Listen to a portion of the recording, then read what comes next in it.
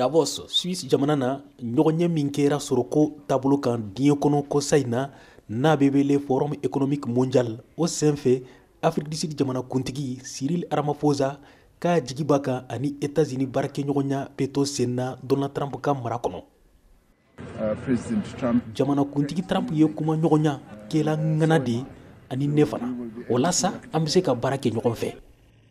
Bɛɛ kɔni jigi bɛ Donald Trump ka baarakɛɲɔgɔnya la nka min ye Afrique du Sud ye jateminɛw y'a jira k'a ni Irisi ka baarakɛɲɔgɔnya kosɔn a ma sen don Ukraine kɛlɛ la ani diɲɛ kiritigesoba ka ɲangilikɔɲaw la ka ɲasi Israël jamana ma Gaza kɛlɛ in na ko ninnu tɛna diya États-Unis marabagakuraw ye. Brooks Spector ye États-Unis kokanko ɲɛnabɔlakɔrɔ ye.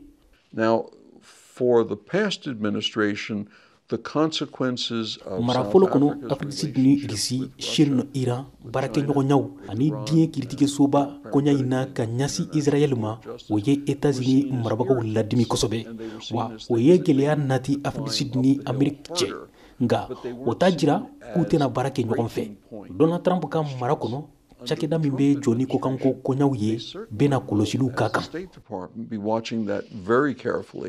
Jamana minnu bɛ yiriwali taasira kan n'u bɛ wele les pays de BRICS, Afrique du Sud bɛ fara o jamanaw kan. Russie ni Chine fana b'u cɛ la.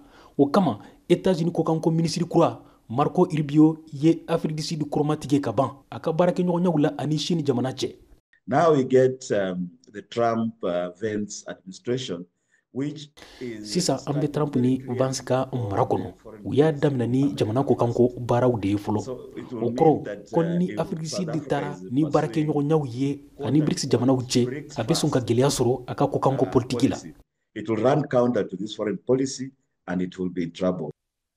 Donald Trump ka politikitɔ mɔgɔw y'a jira ko kɔlɔsiliw ka kɛ Afrique du Sud baarakɛɲɔgɔnya kan. Jateminɛkɛlaw y'a jira fana ko États-Unis bɛ se ka ɲangiliw ta Afrique du Sud kama. Misali la o ɲangiliw bɛ se ka ɲasi nafa min bɛ jagokun na u ni ɲɔgɔn cɛ u b'o lajɔ. Ray Harley ye baɲumankɛtɔn Brin Thurs mɔgɔ dɔ ye. Yeah, I think that this sort of ne hakili la ma da la k'u ni États-Unis bɛna to ɲɔgɔn fɛ baarakɛɲɔgɔnya la. Jamana minnu n'u nafa man ca u bɛ se ka hinɛ u la k'u dɛmɛ nka u ma wote États-Unis ye diɲɛ tɔnba ONU kɔnɔ.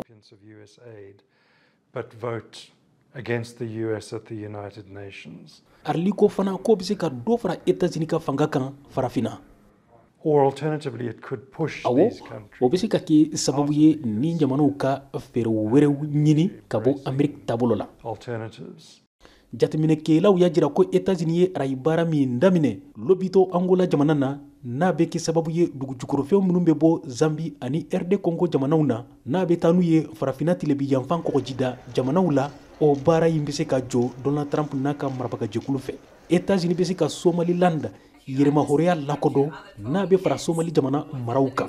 Nka Brooks Spector Amérique kokanko ɲɛnabɔlakɔrɔ ko Donald Trump n'a ka marabagajɛkulu ka baaraw ɲɛsinnen tɛ farafinna ma fɔlɔ. As far as Africa is concerned, let's be honest and let's be fair about it. Africa. An ka tiɲɛ fɔ ɲɔgɔn ye Donald Trump n'a ka marabagajɛkulu an bɛ waati min farafinna t'u ka baaraw taabolo kɔnɔ fɔlɔ.